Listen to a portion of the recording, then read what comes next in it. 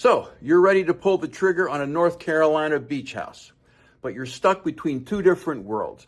Do you want the secluded maritime forest estates of southern shores, where the flat top is king and privacy is practically a religion? Or are you crossing the B. Cameron Langston Bridge into the high-energy, golf cart-friendly lifestyle of Emerald Isle? I'm Dennis Richkovsky. I live oceanfront here in Emerald Isle, and I help people relocate to the Crystal Coast every day. All my contact information is below, and I respond to every message. In this video, we're looking past the vacation honeymoon to answer one real-life question. Which of these towns actually works once this stops being a getaway and starts becoming home? And stick around to the end. I'll tell you how to tell in under a minute which one of these is for you. Let's dive in. The real difference between Southern Shores and Emerald Isle. On the surface, Southern Shores and Emerald Isle look like cousins. They're both low-density coastal communities. They both avoid high-rise development. They both attract buyers who say they want quiet. But that's where the similarity ends, because these two towns are designed for very different people. And that difference only becomes obvious once you have been living there full time. Let's start with access, because this shapes everything. Emerald Isle changed permanently in 1971 when the B. Cameron Langston Bridge replaced the ferry. That bridge just didn't make the island easier to reach, it changed how the town functions. Today, Emerald Isle has two ways on and off the island. West via the Langston Bridge and east via Atlantic Beach. That redundancy matters more than buyers realize. During summer traffic, it means you're not trapped. During hurricane evacuations, it means options. And during the everyday reality of living at the beach, it lowers stress. Emerald Isle never feels like a single point failure. Southern Shores works differently.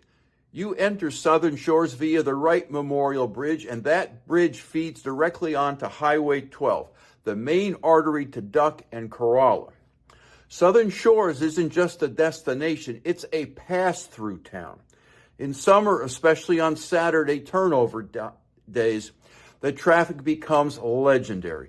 Stop-and-go congestion, idling cars and frustrated drivers, cutting through residential streets like Hickory and Sea Oats just to save a few minutes. For year-round residents, this isn't occasional, it's seasonal reality. Emerald Isle traffic is destination traffic, and by contrast, Southern Shores traffic is through traffic. That single distinction affects daily life more than most buyers respect. Housing is another place where the contrast between these two towns becomes obvious once you stop thinking like a vacationer. Southern Shores housing is unique on the Outer Banks. You'll find a mix of mid-century flat-top homes built of cinder block. You'll find some classic cedar-shaped Cape Cods and large modern estates. These homes sit on unusually large lots for the coastal community, often a half acre to a full acre in size, and they're tucked deep into the maritime forest. You're not buying proximity to the beach in Southern Shores. You're buying space, trees, and separation. That shows up in pricing. Median price sales typically fall in the mid-600s to low $700,000, but average values skew higher due to estate homes. Oceanfront properties routinely exceed $2 million. The value proposition here in Southern Shores is land and privacy. Emerald Isle tells a different housing story. Most homes are raised on pilings, stilt homes designed for coastal living.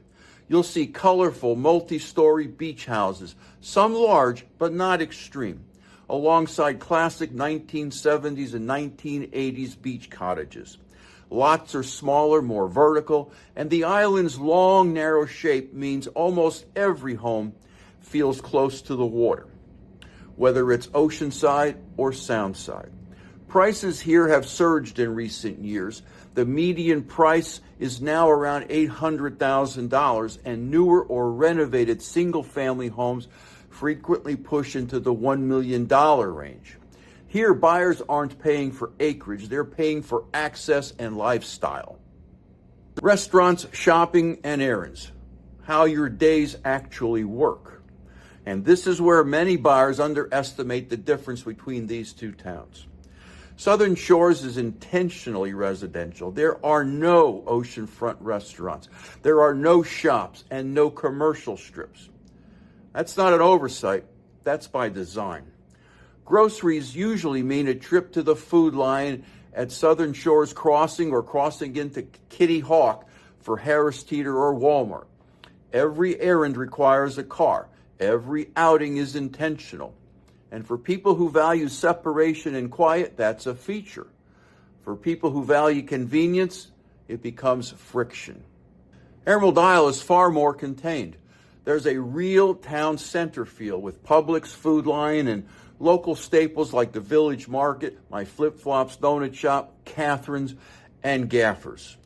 Many errands are short. Some are even golf cart friendly depending on where you live. Yes, for serious big box shopping like Target or Lowe's, you'll drive about 20 miles off island to Morehead City or to Jacksonville. But the day-to-day life is easier, more fluid, and less planned. Now let's look at lifestyle and community. We're talking about curated versus organic. Southern Shores operates on a curated model. Much of the community life revolves around the Southern Shores Civic Association. It's not a country club in the formal sense, but it functions like one in practice. There are private marinas, private tennis courts, and strictly private beach access points. Amenities are controlled. Access is defined. If you're in, it works beautifully. If you're not, you're going to feel the boundary. This appeals to people who value order, predictability, and privacy above all else. Emerald Isle operates organically. There's no central association controlling daily life. The anchors are public and shared. The Bogue Inlet Pier, public boat ramps, and an 11-mile bike path that runs the length of the town. This is a bring-your-own fun town. Fishing, surfing, paddling, biking, walking, pickleball, tennis, and informal neighborhood gatherings are the currency here. No one checks membership. Participation is voluntary. And now for my dentist fit test. This has nothing to do with prices, views, or square footage. It has everything to do with how you live once the novelty wears off. Start with this question. Where do you actually like to recharge? If you recharge through silence, separation, and not being seen, Southern Shores fits. It's inward-facing, large wooded lots, a maritime forest canopy, and very little ambient activity. Quiet here means trees, darkness, and stillness. For the right person, that's calming for decades. If you recharge through movement, light, and open spaces, Emerald Isle fits better. It's outward-facing. Even when it's quiet, you still have air, water, and room to move. Quiet here isn't stillness, it's breathing room. Next question. What irritations and frustrations are you willing to put up with? In Southern Shores, irritation and frustration shows up as driving. Groceries, dining, errands, everything is intentional. If that feels like a fair trade for privacy, Southern Shores works beautifully. In Emerald Isle, friction shows up seasonally. Summer is busy, winter is quiet. Some shops close.